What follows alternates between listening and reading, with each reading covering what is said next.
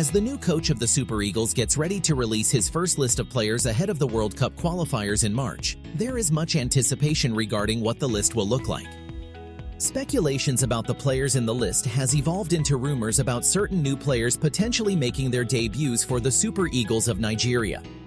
In this video, we will analyze the possible inclusion of certain players into the team and how they fit into the planning for the World Cup qualifiers. Let's get into it.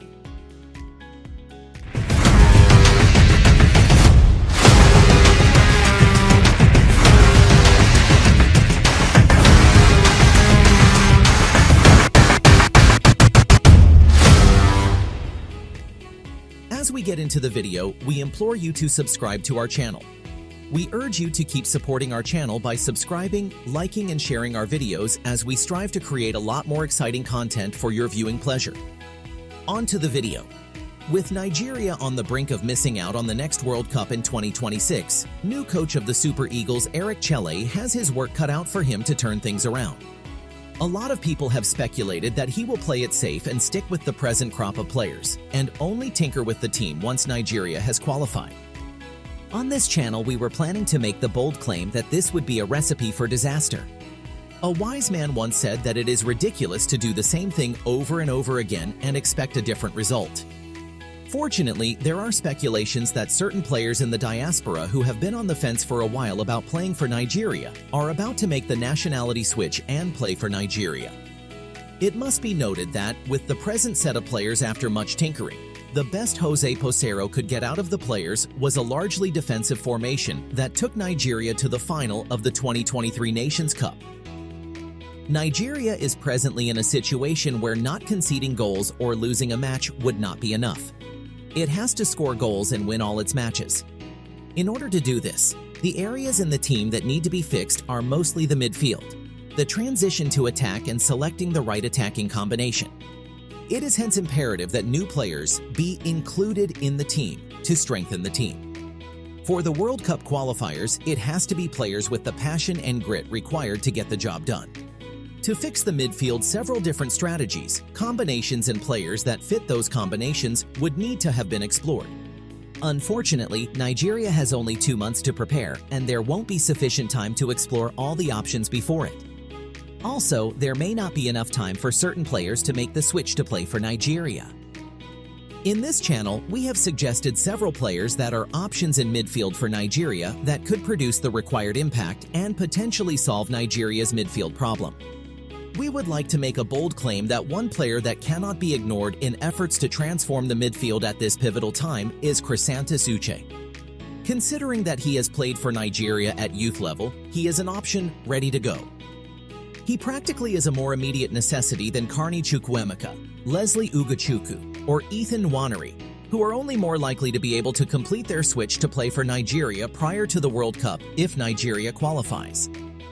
There is also every likelihood that he is a better bet to make an instant impact and be the difference in the African qualifiers if Nigeria is to turn things around, than focus on the distraction of players who will not be ready for the immediate challenges for the Super Eagles. Let's go ahead and explain this reasoning.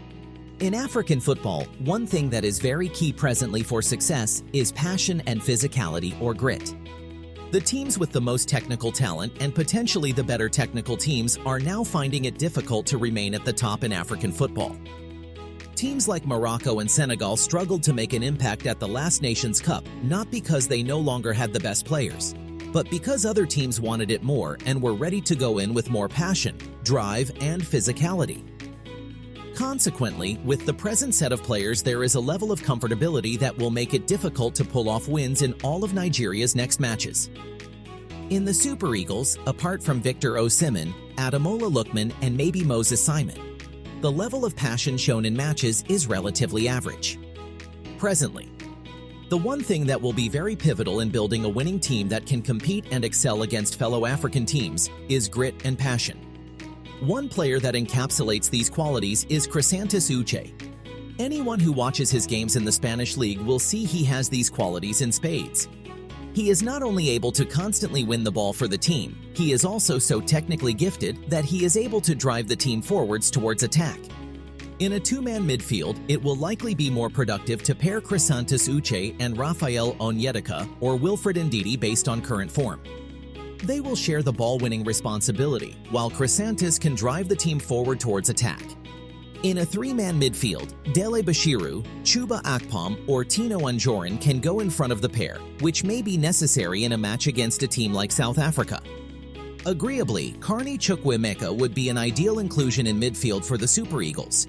But the question is, will he be able to complete a switch to play for Nigeria before the World Cup qualifiers? Not likely, but we look forward to being wrong about that. Up front, Alex Iwobi will have to play on the right side of attack while Ademola Lookman is on the left in a 4-3-3 formation. In a situation where the 3-5-2 formation is necessary, the ideal pairing for Victor Osimhen will be more likely Ademola Lookman, who has played this role severally for Atalanta. Other options include Akor Adams, who is battling for fitness, Chuba Akpom, and Tolu Arokodare, who would more likely fit as a possible replacement for Victor Osimhen if, for example, he should be injured. Victor Boniface, who would have been the ideal partner or replacement for Victor Osimhen, doesn't seem to have the work rate, the grit or decisiveness in attack despite his size and skill set. Strikers like Victor Boniface and Cyril Dessers are very clinical strikers, but the one thing that is missing in their game, which will continue to make it difficult for them to thrive in the African game, is grit. We, however, think that Victor Boniface will come good eventually for the Super Eagles as he has the skill, ability, and physical attributes. With maturity, he will most likely eventually overcome all the things holding back his game when playing for Nigeria. At this critical time during the last set of qualifiers and heading towards the Nations Cup, the Super Eagles cannot afford to play it safe, as this may be a mistake in the making. Regarding the defense, it is difficult to make many recommendations in this regard because Nigeria already parades some of the best defenders it has access to. Introducing Tosin Adarabioyo would have been the only recommendation, but that switch very likely cannot be completed early enough to make any difference in the World Cup qualifiers. That inclusion would have been very vital, as Semi Ajayi has been out for a while due to a hamstring injury and may not be fully fit ahead of the World Cup qualifiers. Probably a player like Leon Balogun, who still has something to offer, should be given a look in as backup or replacement for Semi Ajayi. Some synergy has been built up in the team playing the three-man defense line of Calvin Bassey, Troost Ekong, and Semi Ajayi. So far, this has been the most effective defensive formation for the team based on the current set of players. Of course, Ola Aina and Bruno Onyemachi will play as wingbacks, except Sanusi Yusuf gets back from injury on time for the qualifiers. Even then, he will need some time to get fit once more, so Bruno Onyemachi should man the left wingback position in the next round of matches.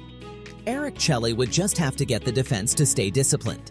Ensure there is good communication and understanding between the defenders and the goalkeeper. Finally, we will continue to declare that the 3-5-2 is likely to be the optimal formation for the Super Eagles with its present players. Second best would be the 3-4-3 formation that Jose Posero utilized at the 2023 Nations Cup, so the five-man backline cannot be compromised against stronger teams. The 4-4-2 can be explored after the qualifiers in friendlies, utilizing Chrysanthus Uche and Raphael Onyedika or Wilfred Ndidi in midfield. So far, the 4-4-2 has not been kind to Nigeria the times it has explored using it in the present generation due to the strength of players we have in midfield. The midfield would then alternate between directing attack through the middle in a three-man midfield of the 3-5-2 formation, and alternatively through the flanks in a four-man midfield of the 3-4-3 formation based on the opposition. At the end of the day, the summations in this video are just our opinion.